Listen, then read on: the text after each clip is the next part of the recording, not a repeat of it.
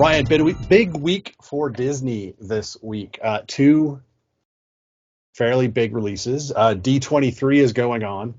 Uh, Disney's got stuff coming, and we're going to talk about two of them. Do you want to talk about the short animated film or the live action animation redux Well, first? yeah, my review of both of them is kind of the same, so let's just start with Cars. Let's start with Cars. Let's start with Cars. Releasing on Disney Plus on the 8th. That would be Thursday. It's a series of 9 short animated films featuring Lightning McQueen and Mater from Cars. Yes, still voiced by Owen Wilson and Larry the Cable Guy. So it has that going for it. This is the second, real quick, if I can. This is the second animated short series that Disney Plus has put out recently. They did the I Am Groot series not long ago, another beloved little animated character, which I didn't really enjoy that much. Mm-hmm. Now, the first Cars film was really good. And I know most people don't like to talk about the Cars films after that. So let's just pretend that this is after Cars.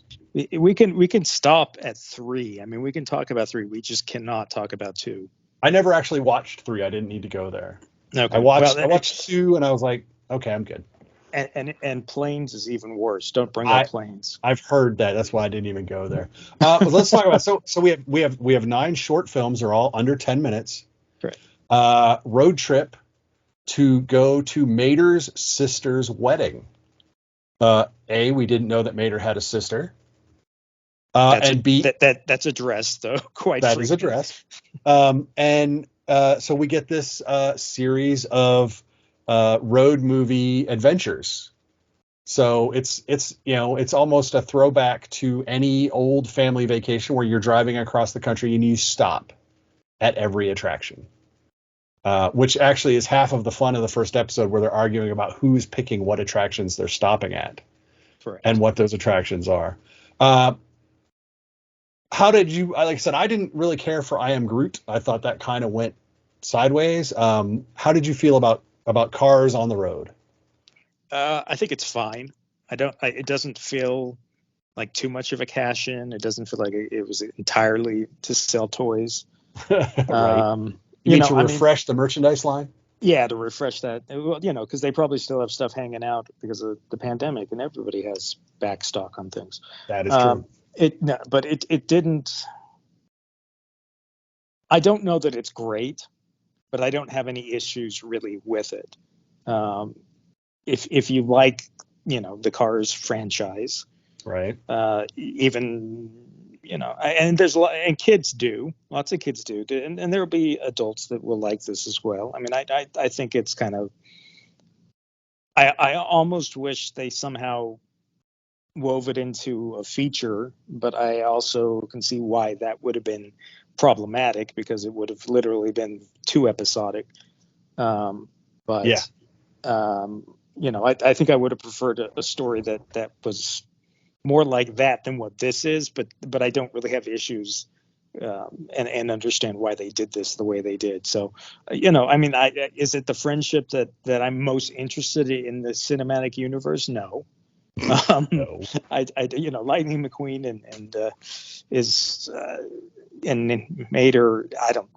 I'm not that interested in their relationship or their friendship, but that's the core. That's the core of the franchise, really. Yeah, I know, but it certainly could have been a lot more annoying than it was. That the bite-sized episodes did allow them to be a little more playful and take. I guess I don't know if there were any real risks taken, but we do get the haunted episode. We get so there's the different themes going on in them that they may not have necessarily done in a film. In a feature, yeah, and that's what I like. It's the fact that it's 9 separate little bits of really quick, no one theme, and there's only one recurring character in the entire series. She appears in 2 episodes, and Yeah, I think it's just the 2 episodes, but no one little side trip ever overstays its welcome. And they're all very quick hitting. They get to write these quick little bits, and they never feel like they drag. And then you're in, you're out, you're done. And these are all like 8-9 minutes with credits. Yeah. I mean, so it's literally, it's like boom, boom, boom, you're done. And yeah, every episode has a different theme. There's a haunted mansion theme because, Disney, even though it's not a haunted mansion, it's a hotel. But you get that feel. There's a Bigfoot inspired episode. So you get a little X-Files feel going on there. But yeah, so every episode is a little different. You learn a little something about McQueen, about Lightning McQueen's psyche in one episode, which I thought was hilarious. And then you get to the end where they finally get to Mater's sister's wedding, and you go, what, on more than one level. But no, I liked it. It doesn't feel like they were exploiting the franchise. It was just like people had been thinking about what would be funny, boom, and then they did it. Well, and they got enough of those together, and they're like, oh, we can just go boom, boom, boom, boom, boom, and they're done. There was a part of me at probably 2 or 3 episodes in that I thought, well, this is kind of what the What If series should have been to a certain extent, because I think a lot of the ideas in What If just were taken too long. They went on too long. What if element kind of turned into, okay, well, we see what if and we're kind of done with it. Okay. Right. And this never gives you the time to be done with whatever they're trying. It's even if you don't love what they're doing, it's over so quickly that and it's fairly well written, I think. I don't production values just fine, and it's Cars, and the chemistry between Owen Wilson and Larry the Cable Guy, it's there. I don't know if I would assume they recorded together, or at least at the same time. Yeah, who knows? In these days, I know, right? But for the timing, that all seemed good. So yeah, I just said, it's kind of a fun little adventure. The family can sit down and watch it.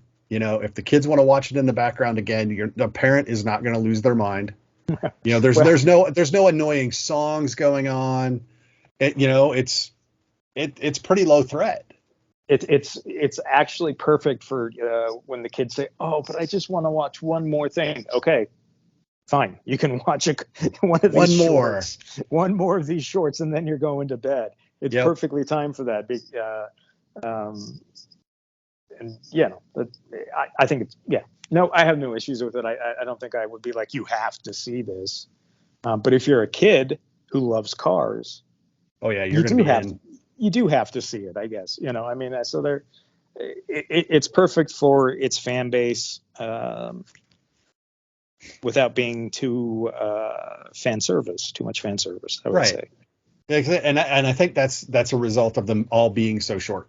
Yeah. They never do get to that point where you just feel like they're just harassing you somehow. So even though there's 9 of them, it never feels like 9 of them. You know what I mean? It doesn't feel like an hour and a half movie, which is nice. The other big review, or the other big release, I should say, some people have been waiting for for a while. Pinocchio from Robert Zemekis, starring Tom Hanks as Geppetto, the wood carver, toy maker, puppet guy who crafts a wooden boy, and shenanigans ensue as Pinocchio tries to become a real boy.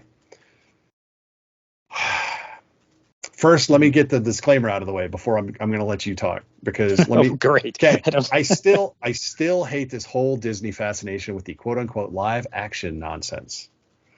This is still an animated film.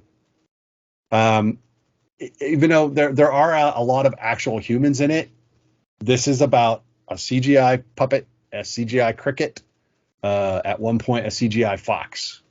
So, and then a lot of CGI sets. But yeah, I'm really tired of Disney's remakes. This is not to be confused, actually. The upcoming in December, Guillermo del Toro's Pinocchio, which I had forgotten was a thing until this movie came out, and so I'm looking forward to Guillermo del Toro's Pinocchio. But how, Tom Hanks is Geppetto, Ryan. Where are you at on Tom Hanks Geppetto?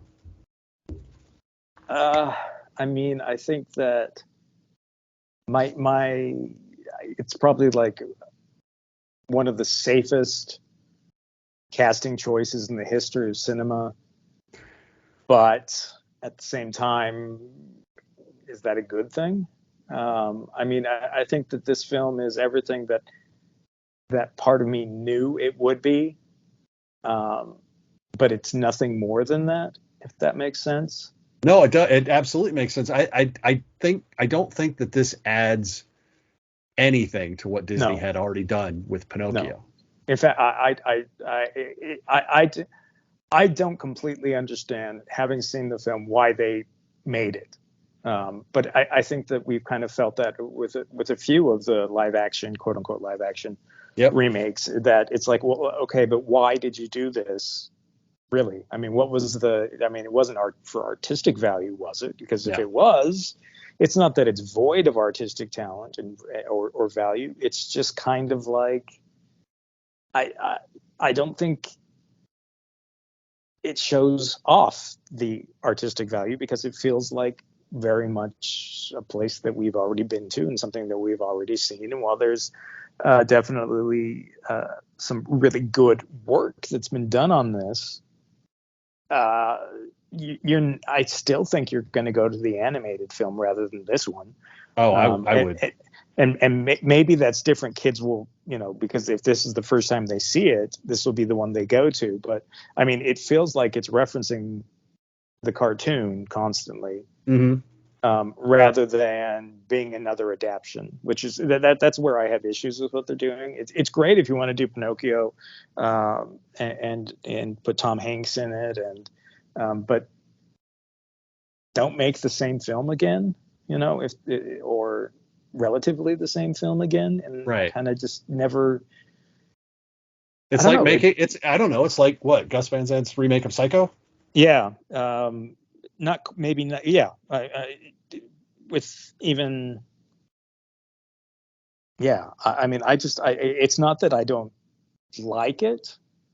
It's fine, but again, it's like I really just felt like I had seen It's it not before. fine enough to really justify its existence. No, I mean, I liked what they did with the Cinderella live action, because they added some stuff here and there. But that's the last one I remember thinking, oh, okay, well, that's interesting that you did this with it. And I could probably go back to that, and I would probably say, oh, well, there's really not that much different. But it's just kind of, I'm tired, I guess. It's like, in one of the cool things about, we'll kind of make some theater reference here, but like the Royal Shakespeare Company, one of the cool things that they do with Shakespeare is they're always reinventing it.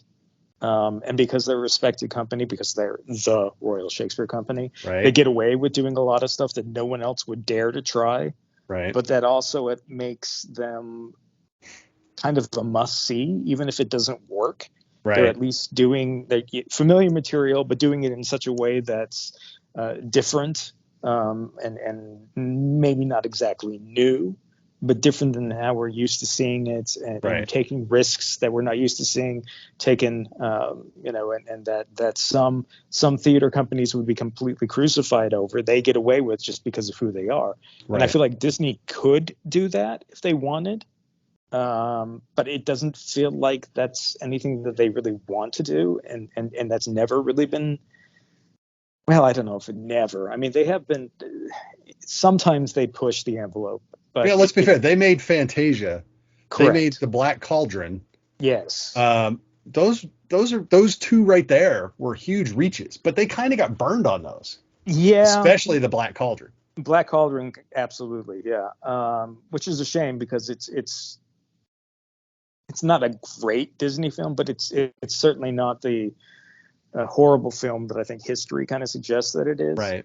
But yeah, I just feel like, I mean, if you want to watch it, go ahead and watch it. Just don't expect anything more than Yeah, that's pretty much you put Zemeckis and Hanks together and make a Pinocchio film, and with the Disney brand name, you kind of get exactly what you're expecting, and Yep. not Uh, much of a deviation. That I mean, not really any at all. yeah. Let's real quick. Let's mention Cynthia Erivo is the Blue Fairy. Yeah, And she sings "When You Wish Upon a Star." And that's great. I Her look was great. Joseph Gordon-Levitt is the voice of Jiminy Cricket, who yeah. though I know that, I don't hear Joseph Gordon-Levitt when I heard Jiminy Cricket. So good voice work for him. Um, I would like to point out that this is the second disappointing Tom Hanks performance for me this year, after Elvis, as Colonel Tom Parker, because I hated Well, his performance in that film. I love I, that I film. I love Austin Butler's Elvis, and I hated Tom Hanks in that film. I just think Tom Hanks can't stop being Tom Hanks to a certain degree. Like you in Yeah. Elvis, you see him as Tom Hanks doing a character. Well, and then in Um, this one, his accent is all over the place. yeah, It's one part, from the Terminal, Victor yeah, Kowarski, one part Colonel Tom Parker, and one part Tom Hanks.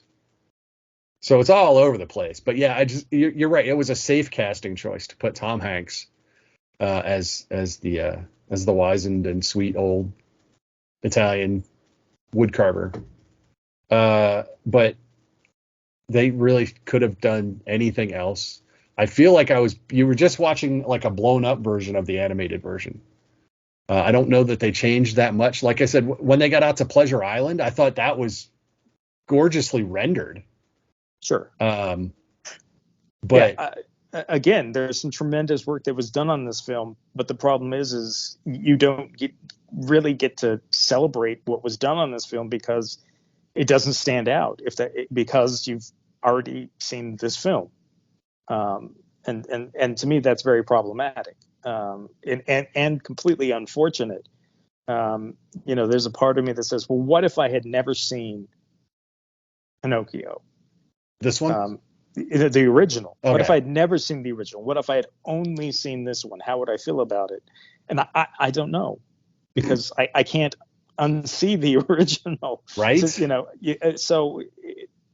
again, if this is the first time kids are experiencing Pinocchio, and I think it probably, I mean, maybe it's more accessible. I don't know. I don't know, how kids how they feel about right, animation versus live action, versus all that stuff. I mean, as a kid, uh, we didn't get a lot of like the combined two, other than like Roger right, Rabbit, or there were very few films that merged those worlds. So I mean, I can't really connect with yeah. myself as a kid And on one of that, them is but locked away in the Disney vault, never to be seen again. yeah, So which one that I did see in theaters in the 80s that, yeah, soon after was not ever released again. right, Um, but that's a bizarre film in the way that it's structured as well. That's a different structuring yeah, I mean, Pinocchio is a pretty straightforward it story told in a it very is. straightforward way, and But I I can't just say don't watch it. no, and actually, literally, I say I can't tell you not to watch it. Yeah, But you don't need to see it opening night. You don't have to come home Thursday and sit the family down and wait. You can wait till the weekend. You can wait till everyone's not at softball practice and doing homework. If your family want to see it, you can wait. But I think the way I put it is it's like so much of these Disney reboot, reimagine, updates, and live action stuff. They all basically just kind of feel inconsequential cinematically. You know what I mean? They're not breaking any new cinematic narratively. They're almost not deviating from what they've done. Um, and technologically, it's all stuff you can see in other films. So it's not like there's anything new really in them, except that they get to market a new title, and which is nice when your original version you can pull off the market at any time you want, and then just plug your new version. And that's very cynical of me, perhaps, but I also think it's terribly realistic. So Yeah, it's definitely them trying to keep a brand alive, which I don't know that they, maybe they needed to. I don't know. I mean, it's because I mean, as a kid, Pinocchio was a pretty big thing. I mean, Pinocchio was a story that I knew as a kid. It was the animated film I knew as a kid. Um, I saw it in theaters for re-release. I saw it on VHS. I mean, it was something that I was very aware of. And maybe we live in a time where a lot of those older films are kind of falling underneath the clutter because there is so much content available to kids that is for kids, which it wasn't that way when we were kids. oh We God, did no. not. We got maybe one or two films a year that were directed for us and Saturday morning cartoons, and that was Yep. about it. Whereas now there's so much available. Maybe this is Disney saying, "Hey, look, we have this great property. We want to revive it." But there's also that cynical aspect of, okay, well, why didn't you just? I mean, maybe they feel like they can't push the original in the way they can push a new imagining, which is the same imagining. Yeah. I don't know. So, I mean, yeah, it's easy to get skeptical, but I think at some point we all realized that Disney wasn't making live action films to uh, expand on or really change what was already out there. They were kind of, at best, celebrating and at worst exploiting. Yeah. The franchises that they've done. Yeah. Speaking of Disney and properties, let me ask you if you are aware of the upcoming, having gone through the Winnie the Pooh hoopla about Sure, copyright. Are sure, you sure. aware of the Winnie the Pooh horror movie that's coming out? Yes, I am aware of the horror movie. I saw the trailer for it. I'm I'm I've only intrigued. seen I have seen various stills. I haven't No, seen it. watch the trailer. Watch the trailer. We've talked about this. I try not to watch trailers anymore for Yeah. big movies. I didn't consider that a big movie, and it popped up. I'm like, all right, let me just see how bad this is going to be. Watch the trailer.